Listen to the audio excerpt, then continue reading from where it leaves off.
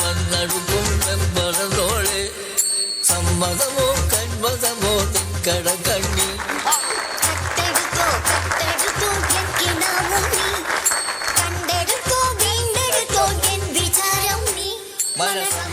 അങ്ങനെ ചിരിച്ചും കളിച്ചും 40 വർഷം കടന്നു പോയത് അറിഞ്ഞില്ല. ഇന്ന് നമ്മുടെ 40ാമത്തെ വിവാഹ വാർഷികമാണ്. ഇനി എത്ര കാലം ഈ ഭൂമിയിലുണ്ടാവോ? അങ്ങനെ പറയല്ല അച്ചായ, മരണത്തിന് പോലും അച്ചായനെ ഞാൻ വിട്ടുകൊടുക്കത്തില്ല. നിനക്ക് എന്നോടുള്ള വൈരാഗ്യം ഇപ്പോഴും തീർന്നിട്ടില്ല അല്ലേ? അതല്ല അച്ചായ, ഈ വർക്കിച്ചനില്ലെങ്കിൽ ഈ ത്രേസ്യ കുട്ടി ഇല്ല. ഈ ത്രേസ്യ കുട്ടി ഇല്ലെങ്കിലോ? അതെനിക്കൊന്ന് ആലോചിക്കേണ്ടി വരും. എന്താ? അല്ല, എനിക്ക് ആലോചിക്കേണ്ടി വരും എന്ന് പറഞ്ഞതാണ്. അല്ല, നിങ്ങളുടെ കൂടെ ഇറങ്ങി വന്ന എനിക്ക് ഇത് തന്നെ വേണം. നിങ്ങൾക്കറിയോ, എന്നെയും ചേച്ചിയെ ഒരേ കുടുംബത്തിലേക്ക് കെട്ടിച്ചു വിടണമെന്നായിരുന്നു എന്റെ അപ്പച്ചന്റെ അമ്മച്ചിയുടെ ആഗ്രഹം. അത് മതിയായിരുന്നടി, അതാവുമ്പോ ഒരു കുടുംബം നശിക്കുള്ളായിരുന്നു. നിങ്ങൾ ഇങ്ങനെയൊക്കെ തന്നെ പറയും, എനിക്കറിയാം. പക്ഷെ നിങ്ങൾ ഒരു കാര്യം മനസ്സിലാക്കണം, ഞാൻ പോകുമ്പോഴേ ഒറ്റപ്പെടലിന്റെ വേദന നിങ്ങൾ മനസ്സിലാക്കുള്ളൂ. അത് നീ ഇവിടെ ഇല്ലാത്തപ്പോഴും ഞാൻ ഒറ്റപ്പെടലിന്റെ സുഖമൊക്കെ ഞാൻ അനുഭവിച്ചറിയാറുണ്ട്. നീ പോ, നീ നമ്മുടെ മക്കളൊക്കെ വരാറായി. നമുക്ക് കട്ടിയുള്ള കേക്കൊക്കെ എടുത്തിട്ട് വാ. നീ ഇവിടെ ചെല്ലി. ഇപ്പൊ വരാം.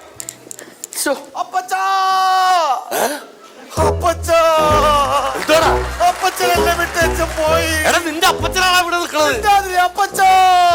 ഞാനാണോ ഇവിടെ നിൽക്കുന്നത്? അപ്പൊ അപ്പച്ചൻ പോയില്ലേ? ഇല്ല. അപ്പൊ അമ്മച്ചി, അമ്മച്ചി അല്ലേ ഇട്ടേച്ച് പോയ അമ്മച്ചി. ഒരു കേക്ക് എടുക്കാൻ പോകുന്ന നീ എന്തിനാണ് ഇങ്ങനെ കാറുന്നേ? നിങ്ങൾ ആരാ പോയ ശരിക്കും? എന്താണ് നിനക്ക് പറ്റിയത്? പിന്നെ എന്തിനാ എമർജൻസി എന്ന് പറഞ്ഞ് വിളിച്ചു വരുത്തത്? ഇവിടെ കത്തിക്കാനായിട്ടൊരു എമർജൻസി ലാമ്പ് വേണം, അതുകൊണ്ട് വരാനില്ല നിന്നോട് ഞാൻ പറഞ്ഞോളൂ. അല്ല, നീ ഒറ്റയ്ക്കാണോ ഇങ്ങോട്ട് വന്നത്? വെറോണിക്കനെ കൊണ്ടുവന്നില്ലേ? വെറോണിക്ക അവിടെ തിരക്കല്ലേ? എന്ത് തിരക്ക്? വെറോണിക്ക അവിടെ പഠിച്ചുകൊണ്ടിരിക്കല്ലേ? എന്ത് പഠിക്കുന്നു? അവക്ക് ഒരു 10-16 ഭാഷ അവള് കൈകാര്യം ചെയ്യുമല്ലോ. 16 ഭാഷ അറിയാമോ? നിന്നെ സമ്മതിക്കണോട്ടാ. ഒറ്റ ഭാഷ അറിയാവുന്ന ഇവളുടെ മുമ്പിൽ ഞാൻ എങ്ങനെ പിടിച്ചിരിക്കണമെന്ന് എനിക്കറിയാം. 16 ഭാഷയിലൊക്കെ അവളുടെ ചീത്ത വിളിച്ച് സഹിക്കണം. എനിക്ക് വിഷയമല്ല, അപ്പച്ചന്റെ മോളല്ലേ, എനിക്ക് ഒറ്റ ഭാഷയിൽ അറിയാവുള്ളൂ. മിടുക്കൻ. അതേ, നിന്നെ വിളിച്ചു വരുന്നത് വേറൊന്നുമല്ല, അപ്പച്ചന്റെ അമ്മച്ചിന്റെ 40ാമത്തെ വിവാഹ വാർഷികമാണ്. അപ്പൊ എല്ലാവരും വിളിച്ചു വരുത്തിയിട്ടുണ്ട്. അപ്പൊ ഈ കേക്കൊക്കെ കട്ട് ചെയ്ത് നമുക്ക് ഇന്നൊന്ന് ആഘോഷിക്കണം. മോളിക്കുട്ടിയൊക്കെ ഇപ്പൊ വരും.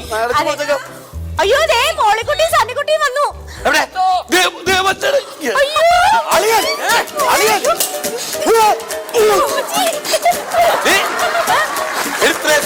നോക്കടി, അലിയന്മാരുടെ സ്നേഹം നോക്കടി. ഇതാണ് നിന്റെ ആങ്ങളെ കണ്ടു പഠിക്കേണ്ടത്.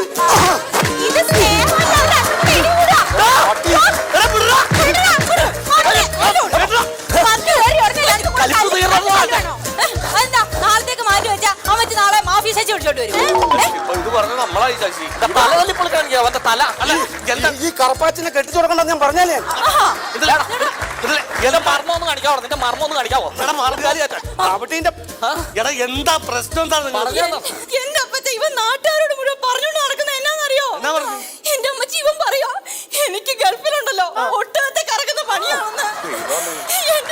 എന്റെ ഈ പാവ വിചാരമുണ്ടല്ലോ അവിടെ ഈന്തപ്പനെ കയറുന്ന പണിയാണെന്ന്. അതൊക്കെ മോശമായി പോയടാ. ഞാൻ പറഞ്ഞ സത്യസന്ധമായിട്ട് വർത്താനം പറയണ. സത്യത്തിൽ എന്താ നിൽക്കുക അവിടെ പണി? എന്റെ അപ്പച്ച ഈ ഒട്ടകത്തെ കറക്കണ ഞാനാ. ഇവിടെ ആ തെങ്ങുമ്പേ കയറുന്നത് അറിയാമോ? തല കയറുന്നതൊക്കെ എന്നിട്ട് അവൻ പറഞ്ഞോണ്ട് വിഷമമുണ്ടെന്നേ. അവൻ ഇവരെന്നാ പണിന്ന് ചോദിച്ചോ? ഇവന്റെ അമേരിക്കയിൽ ഇവൻ എന്നാ പണിന്ന് ചോദിച്ചോ? ഞാൻ സേവ് ന്യൂയോർക്കില് ഡിപ്പാർട്ട്മെന്റില്ല. അവൻ ഓഫീസിലാണ്. Save New York department. പിന്നെ മുനിസിപ്പാലിറ്റി തൂത്തുവാറിലാവുന്ന പണി അറിയാവോ? മൊത്തം ഒന്നുമില്ല, ഫുട്പാത്ത് മാത്രം. അതെ, വിളിച്ചു വരുത്തേക്കാൻ എന്നാ കാര്യം എന്താ? അതെ, അപ്പച്ചന്റെ അമ്മച്ചിയുടെ 40ാമത്തെ വിവാഹവാർഷികമാണ്. അതൊന്നും മക്കളായിട്ടൊക്കെ ഞങ്ങൾക്ക് ആഘോഷിക്കണമെന്ന് ഭയങ്കര ആഗ്രഹമുണ്ട്. അതുകൊണ്ട് വിളിച്ചതാണ്. അപ്പൊ ഇനി നമുക്ക് സമയം ഒട്ടും പാഴാക്കണ്ട, കേക്ക് മുറിക്കാം. കേക്ക് മുറിക്കാനുള്ള പരിപാടി. അയ്യോ, ഉൾഗാനച്ചൻ പറഞ്ഞിട്ടുണ്ട് കേക്കിൽ തൊട്ടു പോകരുതോ.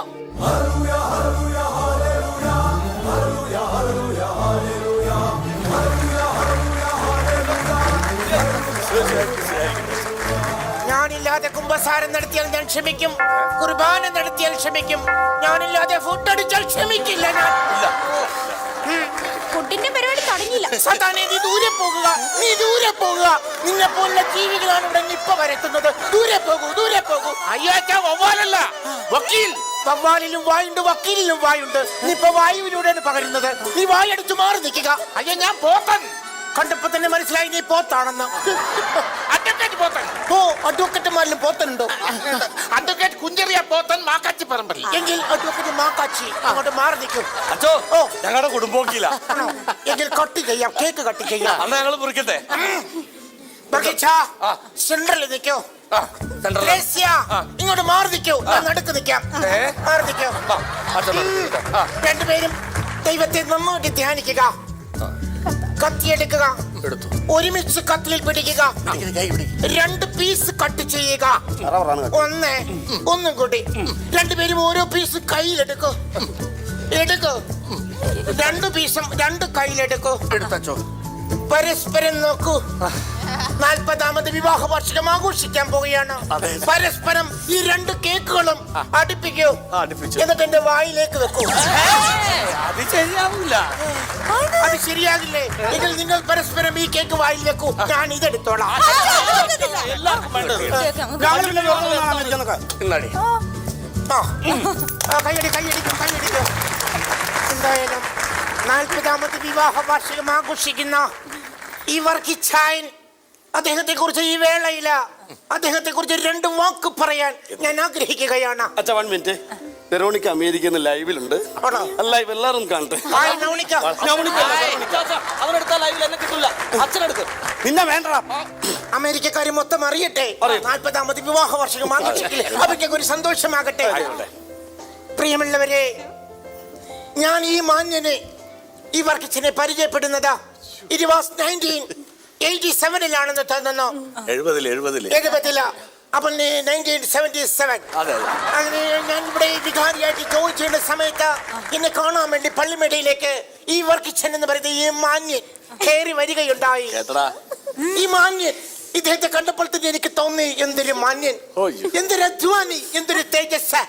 പക്ഷേ അന്ന് രാത്രി തന്നെ ഈ മാന്യൻ വെറും പകൽ മാന്യനാണെന്ന് എനിക്ക് മനസ്സിലായി. കാരണം എന്റെ കപ്പത്തോട്ടത്തിൽ കയറി കോപ്പ കട്ട് പറിച്ച് തിന്നവനാണ് ഈ വർക്കിച്ചനെന്ന് പറഞ്ഞ പെരിച്ചാഴി.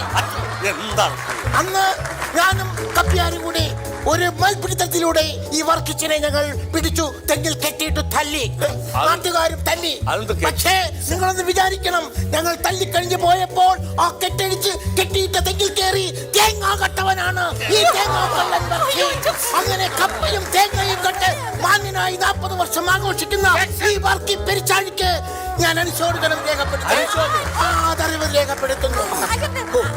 ഇതിലും ഭേദം ഒരു റീറ്റ് എടുത്ത് എന്റെ ധൈര്യത്തേക്ക് വെക്കണമായിരുന്നു. അച്ഛൻ എന്റെ വീട്ടിലോട്ടൊന്ന് വരണം. എന്നാത്തിനോ? ഞാനൊരു പുതിയ പട്ടിയെ വാങ്ങിച്ചു. ഭർത്താവേ, സാധാരണ പുതിയ വണ്ടി മേടിക്കുമ്പോഴാണ് അച്ഛനെ വിളിക്കുന്നത് വെഞ്ചരിക്കാൻ. ഇത് പട്ടീനെ വിളിച്ചിട്ട് വെഞ്ചരിക്കാനോ? ശരി വരാം. പട്ടി കടിക്കുവോ? അല്ല, അത് കടിക്കുമോന്നറിയാൻ വേണ്ടി അച്ഛൻ വരാൻ പറഞ്ഞു. എന്നെ പട്ടീനായിട്ട് കടിപ്പിക്കാനുള്ള പരിപാടിയാണല്ലേ, ഞാൻ വരത്തില്ല. അപ്പോഴേ അപ്പച്ചനും അമ്മച്ചിക്ക് എന്നാ ആഗ്രഹം എന്ന് വെച്ചാൽ പറഞ്ഞോ, ഞങ്ങൾ സാധിച്ചു തരാം. എന്ത് വേണേലും പറഞ്ഞു. അച്ചായൻ പറ. നീ പറഞ്ഞാ മതി. അച്ചായൻ പറ. നീ അങ്ങ് പറയണേ. ആരെങ്കിലും ഒന്ന് പറ. ഒരു ആഗ്രഹം പറയാനാണോ എല്ലാവരും വിളിക്കുന്നത്? ഒരു മിനിറ്റ്. ചോടിയല്ലേ കല്യാണം കഴിച്ചത്? അതെ. നമ്മുടെ കല്യാണം വീഡിയോയിലൊന്നും പിടിച്ചിട്ടില്ലല്ലോ. ഒന്നും ഉണ്ടായില്ല. അപ്പൊ നമ്മുടെ കല്യാണം ഒന്ന് വീഡിയോയിൽ പിടിച്ച് എനിക്കൊന്ന് കാണണം എന്നൊരു ആഗ്രഹമുണ്ട്. അത്രേ ഉള്ളൂ. അത്രേ ഉള്ളൂ. അതെ, നിങ്ങളുടെ അമ്മച്ചിക്ക് ഒരു ആഗ്രഹം. നിങ്ങളുടെ അമ്മച്ചിനെ ഞാൻ വിളിച്ചോട്ട് വന്നതാണ്. അപ്പൊ അക്കാലത്ത് വീഡിയോ ക്യാമറ ഒന്നും ഉണ്ടായിരുന്നില്ല. അപ്പൊ ഞങ്ങളുടെ കല്യാണം ഒന്നുകൂടി വീഡിയോ കൂടെ ഷൂട്ട് ചെയ്ത് ഞങ്ങൾക്കൊന്ന് കാണണം. വകുപ്പുണ്ട്. സെക്ഷൻ 456, 271, 326, 66. അങ്ങനെ അങ്ങ് പറഞ്ഞു പോലെ കടങ്ങൾ എല്ലാവർക്കും ഉണ്ട്. അതിവിടെ ഒന്ന് വിളിച്ചു കൊണ്ട കാര്യമുണ്ടോ? ഇതങ്ങനല്ല. ഇവര് വീണ്ടും വിവാഹം കഴിക്കണം. ഞങ്ങള് വിവാഹം കഴിച്ചേക്കണതാണല്ലോ. അല്ല, അത് സാരമില്ല. രണ്ടാമത് നമുക്ക് വിവാഹം കഴിക്കാം. ഇപ്പോഴത്തെ ബന്ധോ? ഇപ്പോഴത്തെ ബന്ധം തന്നെ ഡിവോഴ്സ്. അത് ചെയ്യണം. ഡിവോഴ്സ് ഒക്കെ നടക്കുമോ? പിന്നെ നടക്കും. ഇന്ന് രാവിലെ ഞാനൊന്നും നടത്തിയിട്ടല്ലേ വന്നത്. എന്റെ നിങ്ങൾ തന്നെയാണ് ഇതൊക്കെ നടത്തുന്നത് സാധാരണ? അതെ, കഴിഞ്ഞ 32 വർഷമായിട്ട് എന്റെ പെണ്ണുപിള്ള എന്റെ പാത്രം കൊണ്ടെറിയുക. പാത്രം കൊണ്ടേ 32 വർഷമായിട്ട് പാത്രം കൊണ്ടെറിയുന്ന പത്രം കൊണ്ട് എറിയുമായിരുന്നു. എന്നിട്ട് ഇന്നാണോ ഡിവേഴ്സിന് പോയത്? അല്ല, അത് ഈ അടുത്ത കാലത്ത് അവർക്ക് ഉന്നം കിട്ടിയത്. അതെ എന്നാ ചേട്ടാ അല്ലെന്ന് ഇത് ഡൈവേഴ്സ് ചെയ്തിട്ട് ഞങ്ങൾ രണ്ടാമത് കല്യാണം കഴിക്കണം. നടക്കണ കേസാണ് ഇത് പെട്ടെന്ന്. അപ്പച്ച എന്തായാലും വീഡിയോ എടുക്കാം. വീഡിയോ എടുക്കാം. ശരിയാ രണ്ടാമത് കല്യാണം കഴിക്കുമ്പോൾ വീഡിയോ എടുക്കണല്ലോ, ഫോട്ടോ എടുക്കണു, അന്ന് ലവ് സീൻ പിടിക്കണു. അന്നാ എന്താ ചെയ്യേണ്ടത് പറയും. അപ്പൊ അതിനുള്ള ഒരു മാർഗം എന്ന് പറഞ്ഞാൽ അച്ഛൻ ഇങ്ങോട്ടൊന്നും വിട്ടെ. ഇവിടെ ചേട്ടത്തി ഇവിടെ ഒപ്പിട്ടെ. ഉടനെ എന്നെ കല്യാണം കഴിപ്പിക്കോ? തിമിനോന്ന് ശരിയാ. ഒപ്പല്ല കുരിശു വരയ്ക്കാൻ. Okay, thanks.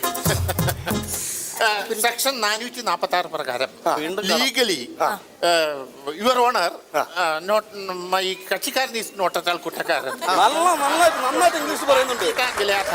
മൈ കക്ഷിക്കാരൻ ഈസ് നോട്ട് അറ്റാൾ കുറ്റക്കാരൻ. അതിൻ പ്രകാരം ഈ സെക്കൻഡിൽ തന്നെ നിങ്ങൾ ഡൈവേഴ്സ് ആയി. എന്താ വിളിച്ചത്? അച്ചായ അച്ഛായെന്ന് വിളിക്കരുത്. ഇപ്പോൾ നിങ്ങൾ ഡിവോഴ്സ് ആയിരിക്കുകയാണ്. നിങ്ങൾ പേര് പിരിഞ്ഞിരിക്കുകയാണ്. അന്യ പുരുഷനാണ്, അന്യ സ്ത്രീയാണ്. അന്യ സ്ത്രീ ഒരിക്കലും അന്യ പുരുഷനെ അച്ഛായെന്ന് വിളിക്കാൻ തിരുസഭ സമ്മതിക്കില്ല. അല്ല അവളെന്നെ കിട്ടിയാലാണെങ്കിൽ ഡിവോഴ്സ് ആയി. കാര്യമില്ല.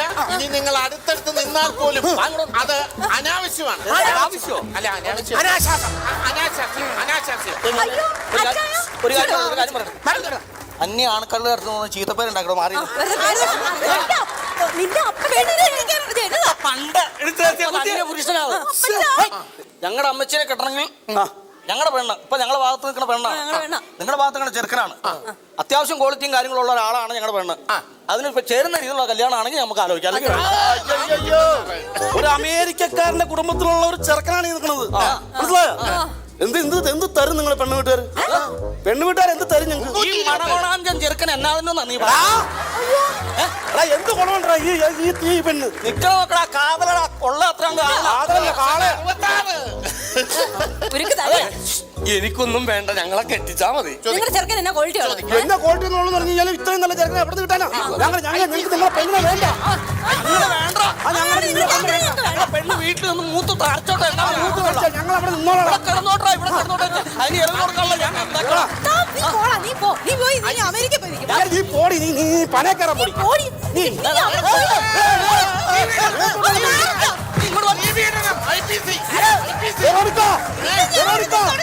ഞാൻ വരില്ല. രണ്ടുപേരെ കൊന്നിട്ട് വരത്തുള്ളൂ.